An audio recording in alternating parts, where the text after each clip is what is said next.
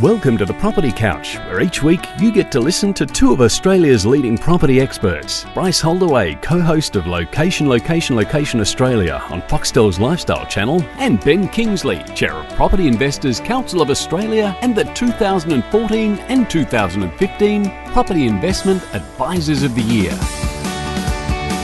All right, folks, you're on the Property Couch, where each week Ben and I bring you the insider's guide to property, finance and money management. Merry Christmas, mate. Mate, well, Christmas was a couple of days ago. Yeah, you look like you've been in a good paddock. But I've overextended. I've gone a bit beyond. Yeah. The ham was good. Was the pudding all right? Turkey was good. Yeah. Pudding was good. In bed by 2. Had a little nap, little siesta. That's the best part about Christmas Day. Got back up at had your some age. More. Yeah. Don't care about the sport that's happening today. Boxing Day stuff. And the next day, that doesn't quite work for me. You'll have a look. Yeah, well, I'll see the highlights. You'll see which will be all 30 seconds of it on the news, pretty much. How good is this time of the year? We both got young kids. They make it so great. The Christmas Day, they're so excited. The look in their face is awesome. But folks, we've got some more Christmas cheer to share with you today, because we have a very special guest, Ben. They're wonderful, wonderful knowledge. This man has got lots of it. Never get sick of catching up with this guy, and I don't think he would mind me saying that he comes in, he comes from Queensland, he's got the long hair. You think, wow, he wouldn't be out of place on a surfboard down on the Gold Coast, but has he got some wisdom? Yeah, he's my graph man. He's my data man. Yeah, we love him. We do love him. So we saved a spot on the couch for Pete, Ben, just in the shadows of Christmas, just to share some pearls of wisdom as we lead into another wonderful episode in the summer series. Let's check it out.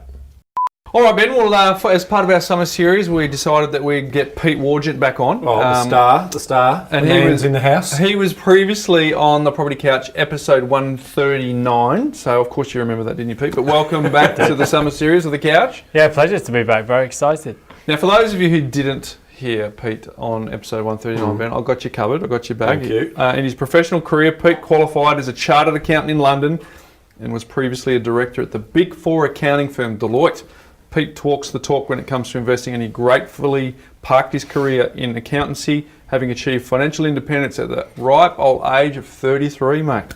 As detailed in his best-selling first book, Get a Financial Grip, The Simple Plan for Financial Freedom. So Pete is very uniquely positioned, Ben, to comment on housing markets, as he's the co-founder of an active property buyers agencies with offices in Sydney, Brisbane, London, and combined with his unparalleled ability to deliver powerful, data-driven market analysis, we are very, very lucky to have you on Summer Series. Well, I've said it before on the last podcast. I love the charts. Yeah. He's a chart man, and I he's love an a good impressive chart. guest. Very good, right across all of it. And what I also love is the observations and knowledge that you get from the UK market, and comparing that and the nuances and the differences with the Australian market. Well, what a build-up. I'm feeling under pressure now. Such a huge build-up. But yeah, pleasure to be back on. It's always good fun. Hey, you love numbers, you love data, you love charts. We talked a little bit about this on episode 139, but how much time are you spending in the data on a daily or weekly basis? Probably 2 or 3 hours a day, I suppose. Yeah. But I think, as we talked about then, you wouldn't do it unless you enjoyed it, and unless you thought it was finding you an edge of some sort, because if you weren't enjoying it, it would just become a daily chore. And I think, as I said at the time, my business partner in London set up a blog about 12 years ago, or maybe 10 or 11 years ago, whenever we started up in London, and I think to date he's written like one blog post, and because he's a real people person. He likes networking, he likes going for a beer and live events, and the idea of sitting down and writing every day, it's pure anathema to him, whereas I actually enjoy it. So it's different for different people. Because there's a fair bit of synthesis that has to go on, because we're used to be the information age, but it's now the insights age, because everyone is just bombarded with information. So being able to bring that down to a message that's relevant and relatable for everybody, that's a skill. Is that something that also comes naturally to you, or did you have to work on it? Yeah, it's taken a few years to get to that point. So I've got my own set of chart packs. So there's certain things I look at each month. But that's really the challenge. It's taking the big news release of the day or data dump and actually finding the story or the angle within those numbers, because there's always something to find, and just making it so that it's interesting, different. And I try to do stuff that's different to what everyone else says, because there's always a 24-hour news cycle is always new. So I try to find stuff that's different. Which is a great segue into, we're at the end of the year now, and we want to sort of look back on 2018. What were some of the big themes that you saw coming through that year? 2018. Well, I suppose the credit cycle has tightened over the course of the year. So I think that's from a housing market point of view, but also from an Australian economy point of view. That's the big story. So interest rates still low, but actually the access to credit has tightened. Money growth and building approvals they're traditionally two of the best leading indicators of what's coming, and money growth is at 25-year lows. Building approvals have been very high, but they're slowing down. So the economy's been tracking nicely, but you'd expect, therefore, that next year the growth in the economy could easily slow. And that's interesting, isn't it? Because the RBA over the last couple of months has sort of been talking it up and ratcheting up GDP and looking at a tighter employment market. I'm not so sure in terms of, I don't have the confidence that they have, given the sentiment that's been out there over the last 3 or 4 months. Yeah, I think in the near term, not too bad. So if you look at the business surveys, they're still showing lots and lots of job vacancies everywhere, especially down here. So Melbourne and even regional Victoria now, jobs coming. There's an infrastructure boom, so there's lots going on. It's just that if you leave those credit taps too tight for too long, then eventually it will start to drag. So I think the Reserve Bank is trying to be upbeat and optimistic, the glass half full, as they call it. That's their job. Yeah, that's right, because they want the next move in interest rates to be up, of course. So they're talking the economy up rather than down. I suppose if I was being a skeptic, I would say there are projections showing inflation just meandering its way back to 2.5%. Might be optimistic. Because if you look at the factors that are pushing down inflation, well, we've got Amazon Australia has now arrived, so that's reducing pricing power. The oil price has crashed by more than 30% since October, so there's even more factors pushing down inflation. But from a housing market point of view, we don't mind that, of course, because less upward pressure on interest rates. Yeah. So what do you feel you will see if we're standing here at the end of 2019, chatting to you with the Summer Series? What do you anticipate, without your crystal ball, well, I suppose with your crystal ball? It's 2019, it's crystal ball. For 2019, what do you see on the horizon, and what's your advice to long-term property investors who are here for a self-funded retirement, not a quick buck? Well, I think that's the key point, is that property is a 20-year investment. Just from a purely, I'm an accountant, from a purely numbers point of view, it just doesn't work very well as a short-term investment. The transaction costs are big, the holding costs can drag on returns as well. But if you look over 20 years, property's outperformed shares even ungeared. And now you might say, yeah, that's to do with falling interest rates, and it is. But it does show that partly because of capital gains tax as well, that property is a long-term investment. So I don't think that's changed. In answer to your question, the end of 2019, well, I think 2018 was largely characterised by a Royal Commission into banking misconduct. Lots of nervous financial services people, so mortgage brokers with their neck on the block, and banking execs, and a lot of people are just a bit sort of nervous about what might happen. Now, I don't know, I've only got one previous experience to draw on here. In Britain, the mortgage market review we had in 2014, and there was some some weird rules were put in place for a short period of time. There were some very twitchy lenders and brokers and so on, but it didn't last. That's the thing. Once the review was finished, I wouldn't say it was back to normal because some of the rules had changed, but the lending started to happen again. So I think if we were talking on 31 December 2019, I think you would see that the credit taps have been opened a bit. I don't think things will go back to how they were, but at least people will be able to borrow without this forensic analysis of every application. I think it's a really interesting point in the sense that I believe that this correction in Melbourne and Sydney we're talking about mainly has been manufactured. It's been a withdrawal of demand, whilst there's also still the back end of that supply story and those approvals that were coming through. So I think APRA did the right thing at the time to put some of the handbrakes on when we're seeing, you know, almost 60% of all new lending to investors. Red flag. I get that. We didn't have any systemic risk, but we were leading towards that. I've said to Bryce, a couple of months ago, that there's an easy way out of this, and that is the regulators also just turn that tap back on slightly. I think they are the ones who are really controlling the levers when it comes to bringing back some of that demand. So talking about a crashing market versus a landing market, it's really up to them. I mean, we can bring more people through, and I think if you then overlay the negative gearing, because it's an election year next year, that's a big story. And I think even though Labor are sort of saying prices are falling under Liberal, I think it's playing on the psychology of buyers, right? If I feel like Labor's going to get in, and I know that policy is part of their mandated policy, I'm going to be cautious. Well, yeah, I mean, you guys run a bigger business than me, so you'd have a better handle on it. My experience is people actually still want to borrow, people still want to invest, but often they can't because of serviceability constraints, yes. Or I've seen no end of loans knocked back in recent, in the back end. The responsible lending piece on top of the servicing restrictions. Yeah, and also, change of circumstances, sorry, this loan's refused, and a lot of stuff that's in the normal course of events, you would see loans just being written, plain vanilla home buyer loans. So I think some of that will probably ease off in 2019. And my bedside reading at the moment is Howard Marks. I'm reading about, he likes to talk about risk and return. One beautiful analogy he's got about the credit cycle is, he talks about, instead of talking about a cycle, so it's more like a pendulum.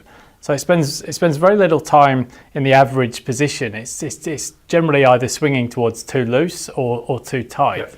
And obviously we went through a period, as you mentioned, where lending was too loose, particularly on interest-only loans and investors. I think we all agree that the right thing to do is tighten up. It's, I suppose, the only debate is around the degree, not the principle. But we've now been swinging back into the too tight, arguably too tight phase of the cycle. So you're writing about that. Robert Goblipson's been writing about that. All of the commentators and the economists who I don't think they've got the finger on the pulse of the property market at the micro level. Certainly the macro they get to see. I tend to agree. So if you then see the Royal Commission sort of say, their interim report talked about how weak they thought ASIC was.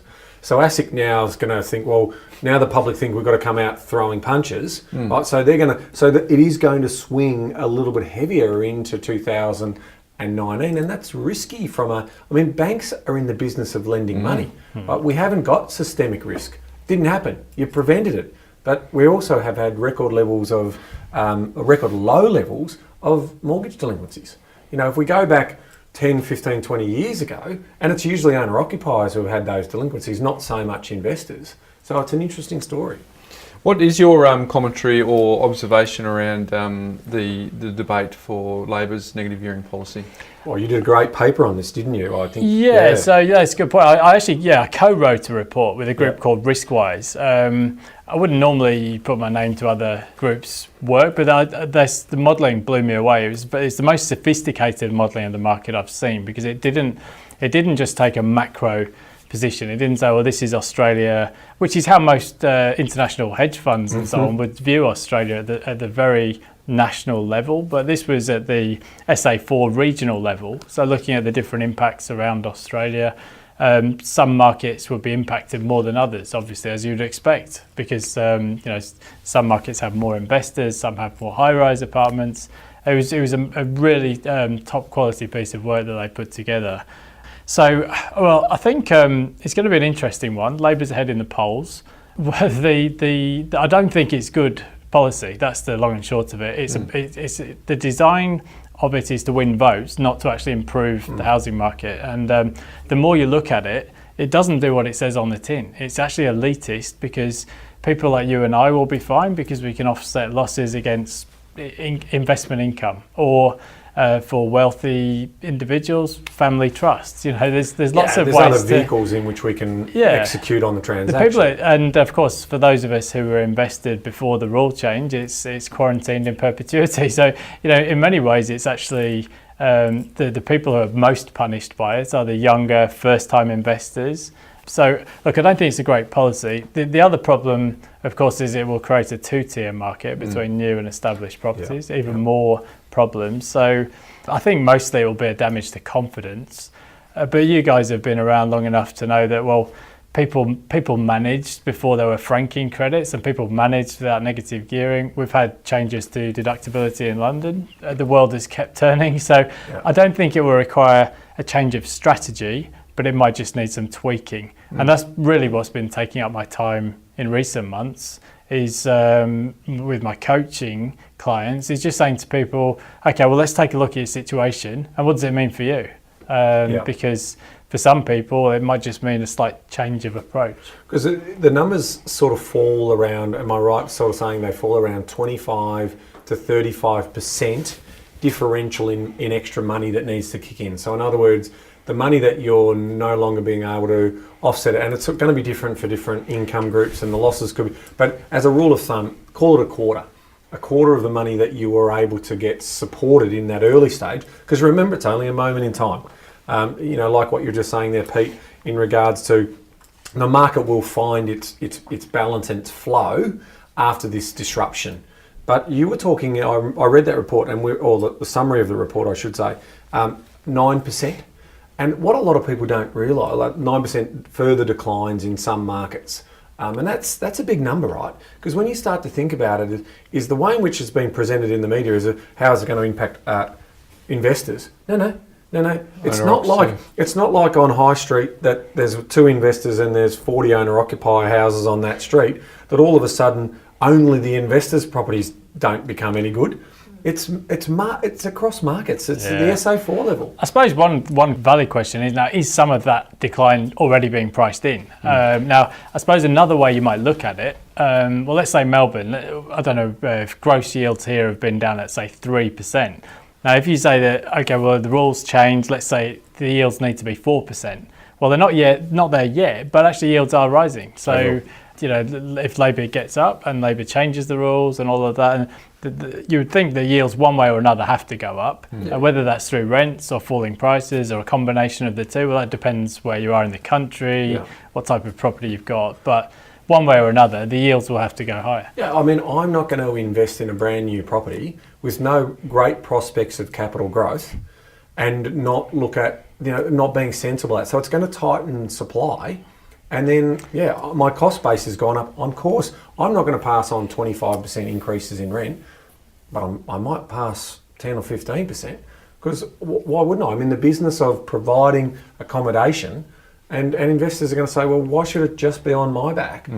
Considering that they're getting whacked on land tax and getting whacked on stamp duties and all of these other things, it's, and the tenancy reforms that are also coming through. That's a really good point. I mean, they talk about, deductions on new property or stimulate construction. Well, I've got 40 years of figures. Show me a period where prices have fallen and construction's gone up. It's never happened. It's not going to start now, because people will be wise to the fact that unless you put more incentives in place, like first homeowners grants or whatever, who's going to buy a new apartment? It would be suicide, Absolute because suicide. Your resale market will be stripped away. Pete, take us to be a fly on the wall. You talked about before about your coaching clients, and you're saying to them, okay, let's see what it looks like for a case-by-case basis for you. What are some of those discussions that you're having, and what are some of the outcomes, the ahas that your clients are having, where they might have walked into prior to chatting with you with a healthy level of anxiety, and then after the chat with you, they go, okay, that all makes sense. Yeah, I mean, it's case by case, as Ben mentioned. I think, sometimes people find that even their existing portfolio, they're not claiming all the deductions that they should be. There's some really easy wins, though, when you look at people not claiming their depreciation and things like that, even just from a straightforward portfolio review.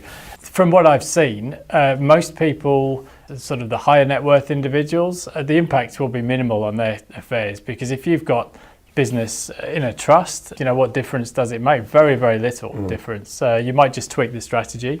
For people who don't have that benefit, but Well, they might invest in some shares that are paying 8% to get some investment income, offset the loss. There's any number of things you might do. I think because of the grandfathering, the impact on existing investors isn't as great, but it might gum up the market for a while and it might damage confidence. Well, we don't know they haven't come out and said you can do direct property in a company as well. So if you set up a company, then ultimately that company is incurring the loss. So what do they do then? Well, these are the unintended consequences. You come up with these vote-winning ideas, but we had this in Britain with they changed landlords' deductibility and a number of higher rate taxpayers.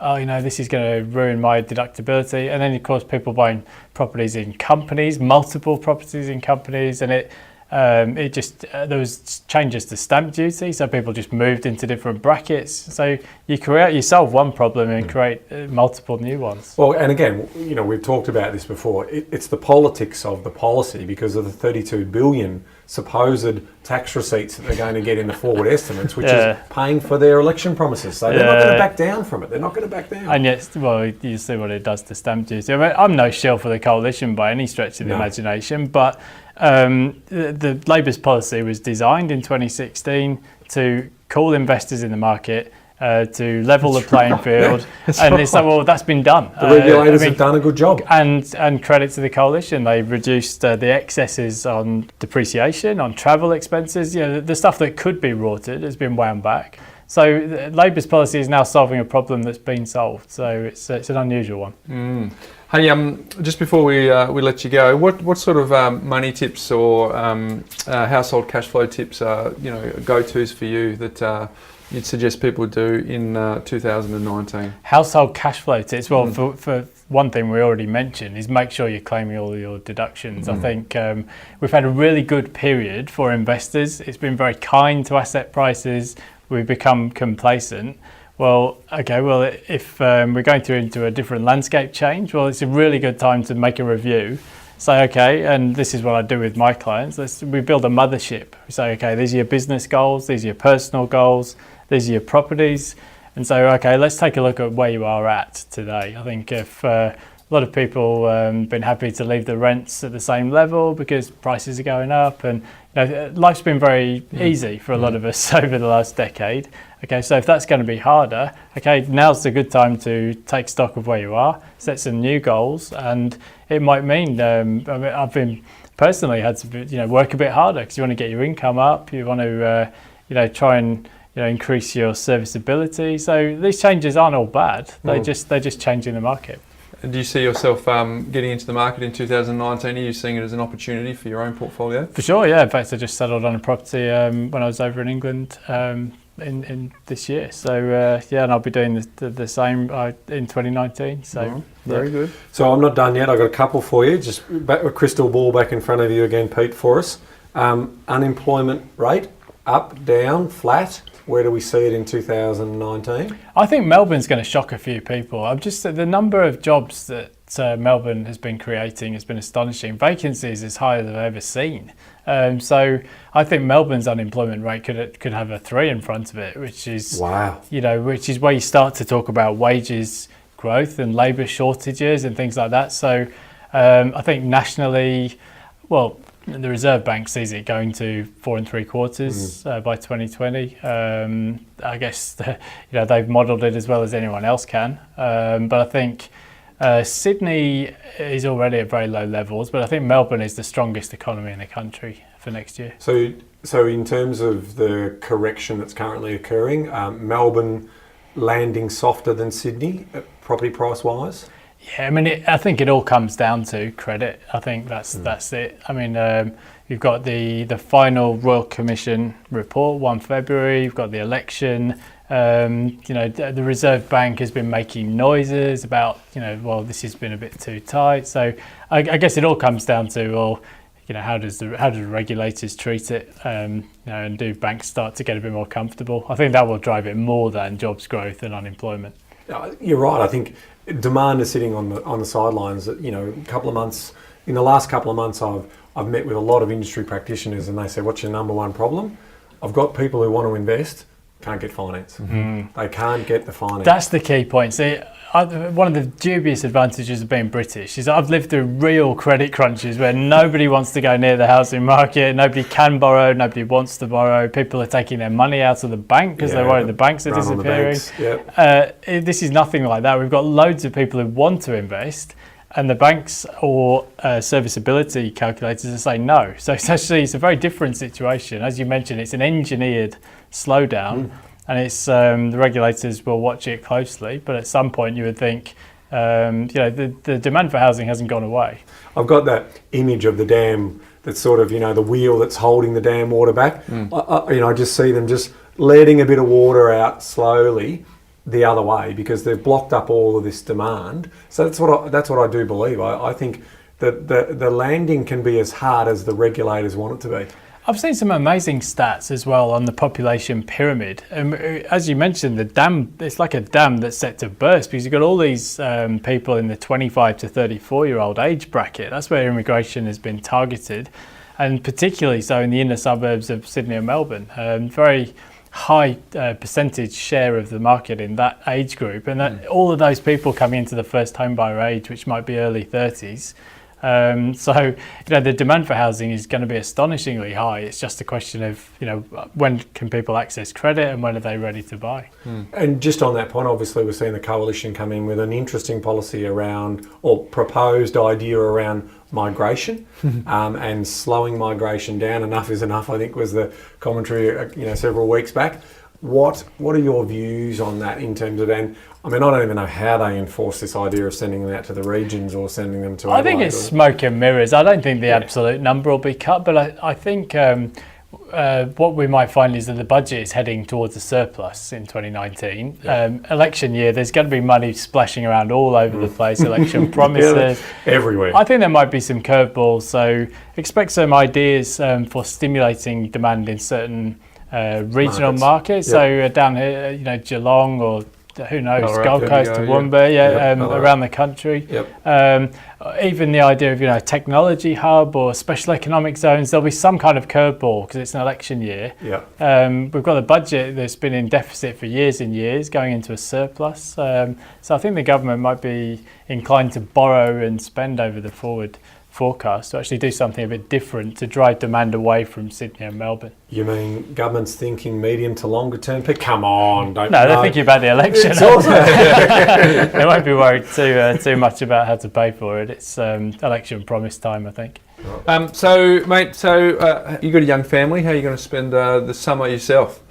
I'll be in the UK for a short while, catching up with family, and then I'll be in Queensland for Back to the rest of the summer. Yeah, too hot, of course, for a pond through the early part of summer, but we struggle through. Well, thanks for coming on to the summer series of the Property Couch. We always enjoy your insight. Absolutely, and we'll also have all your social details, contact details. As I said, Pete's graphs, his insights, his attention to detail around his numbers is world class. So we're thrilled to have you on and check all of that information out so you can listen to the thought leadership that Pete has in this space. Hey, thanks again for coming on. Pleasure, guys. Cheers.